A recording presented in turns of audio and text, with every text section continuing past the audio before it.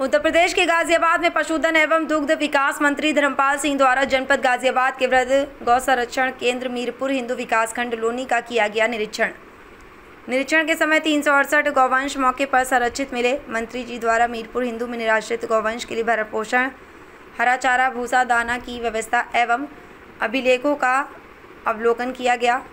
तदुपरांत उनके द्वारा विकास भवन गाजियाबाद के दुर्गावती देवी सभागार में गौ आश्रय के अधिकारियों के साथ समीक्षा बैठक की गई। बैठक में अपर जिलाधिकारी प्रशासन प्रभारी, मुख्य विकास अधिकारी, मुख्य पशु चिकित्सा अधिकारी, जिला पंचायत राज विकास अधिकारी, समस्त उप जिलाधिकारी, समस्त खंड विकास अधिकारी, समस्त अधिशासी अधिकारी, अपर नगर आयुक्त गाजियाबाद नगर निगम, समस्त पशु चिकित्सा अधिकारी, समस्त उप मुख्य पशु चिकित्सा अधिकारी, जिला सूचना अधिकारी आदि अधिकारियों ने प्रतिभाग किया। माननीय मंत्री जी ने समस्त खंड विकास अधिकारियों एवं शहरी क्षेत्रों के अधिशासी अधिकारियों को निर्देशित किया कि प्रत्येक सप्ताह अपने गौ आश्रय स्थलों का संबंधित पशु चिकित्सा अधिकारियों के साथ अवश्य भ्रमण करें और समस्याओं का मौके पर ही निराकरण कराएं। उप जिलाधिकारियों को निर्देशित किया कि जनपद की समस्त गोचर भूमि LMC शत्रु संपत्ति को कब्जा मुक्त कराकर हरा चारा खंड विकास अधिकारियों के सहयोग से उगाएं, जिससे सभी संरक्षित गौवंश के लिए हरा चारा उपलब्ध हो सके। गौ आश्रय मीरपुर हिंदू के LMC भूमि को कब्जा मुक्त कराकर हरा चारा उगाने के निर्देश दिए।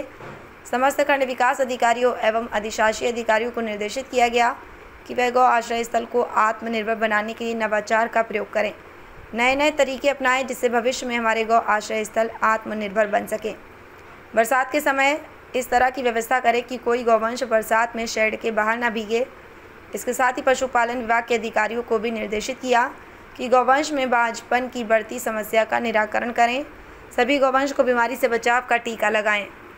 गौ आधारित कृषि को बढ़ावा देने के लिए समस्त अधिकारियों को निर्देशित किया कि विकासखंड स्तरीय बैठकों में व्यापक प्रचार कर आम किसान को गौ आधारित खेती करने के लिए जागरूक करें। गाजियाबाद से सुधाकर सिंह की रिपोर्ट। है किसान की आय दोगुनी हो। किसान की आय दोगुनी मात्र खेती से ही नहीं होगी, पशुपालन से भी होगी। खेती और पशु एक दूसरे के पूरक हैं। खेती है तो पशु है और पशु है तो खेती है। इसलिए पशुपालन में बहुत किसान की आय दोगुनी हो, इसके लिए बहुत अच्छी योजनाएं हैं, क्योंकि दूध में दुनिया में भारत नंबर 1 है और भारत में उत्तर प्रदेश दूध उत्पादन में पहले नंबर पर। अभी हम दूध में कुछ नई स्कीम्स लाए हैं। किसान समृद्धि योजना में, नंदिनी किसान समृद्धि योजना में, यदि कोई पशुपालक दूसरे प्रदेश से 2 गाय खरीद कर लाता है, अपनी ये देसी नस्ल की, जैसे इसमें साहिवाल गाय, गिरी गाय, हरियाणवी, गंगा तीरी, थारपारकर, इन देसी नस्ल की गाय दूसरे प्रदेश से, जैसे गिरी गाय गुजरात में मिलती है, तो एक गाय पर 40,000 रुपए का अनुदान, 2 गायों पर 80,000 रुपए का अनुदान देंगे। इसी योजना में यदि कोई किसान उद्यमी 50 गायों की स्कीम है, 64 लाख रुपए, इसमें 32 लाख रुपए का अनुदान है। और एक स्कीम है भारत सरकार की 4 करोड़ की, 200 गायों की, इसमें 2 करोड़ का अनुदान है। तो इस तरीके से गौपालन में बहुत सारी स्कीम है।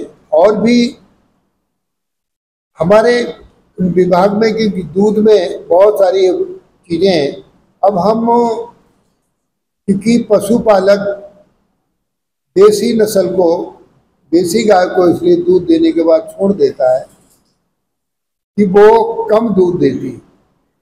अब हम अभी मीटिंग में हमने अपने अधिकारियों को कहा है कि नस्ल सुधार पर हम विशेष ध्यान देंगे। नस्ल सुधार में जो गाय मैंने उन्नत नस्ल की कृषि बताई हैं, साहिवाल, गिरी, हरियाणवी, थारपारकर, गंगा तीरी, इन गायों का सीमन हम फ्री देने का काम कर रहे हैं। कृत्रिम गर्भाधान कराने पर हमने जोर दिया है। अपने सारे वीडियोज को, डॉक्टर्स को, अन्य अधिकारियों को ये निर्देश दिए हैं कि इस योजना का किसान लाभ उठावे। इसके साथ ही जैसे मुर्रा भैंस है, मुर्रा भैंस एक दिन में 20 लीटर दूध देती है। साहिवाल गाय भी एक दिन में 20 लीटर दूध देती है। मुर्रा भैंस का दूध और इनका भी दूध की गुणवत्ता अच्छी है। तो हम इन योजनाओं में भी बहुत लाभ दे रहे हैं पशुपालक के लिए। बैंकर्स में सुविधा देने का काम कर रहे हैं। जैसे इनके साथ साथ छोटी योजनाएं भी हमारे पास हैं, जैसे बकरी पालन है, सुअर पालन है, जो बकरी पालन है। तो बकरी पालन में भी बड़ी अच्छी स्कीम हम लाए, क्योंकि डेंगू में बकरी का दूध 400 रुपये लीटर तक बिक जाता है। बकरी पालन की 10 बकरी, एक बकरा 1,70,000 की स्कीम। इसमें 90% का अनुदान है, मात्र 10% पैसा लगाना पड़ेगा किसान को। बैंक इसमें हम विभाग के माध्यम से अनुदान दिलाने का काम करेंगे। तो और भी योजना, जैसे अंडा हमारे उत्पादित हमारे उत्तर प्रदेश में जनसंख्या के आधार पर कम होता है, जबकि हमको जनसंख्या के आधार पर 3 करोड़ अंडे की जरूरत है। 2 करोड़ अंडा हरियाणा और पंजाब से आता है। तो इसमें मुर्गी फार्म में हम 1 करोड़ रुपए तक की योजना लाए हैं, इसमें अनुदान देने का काम कर रहे हैं।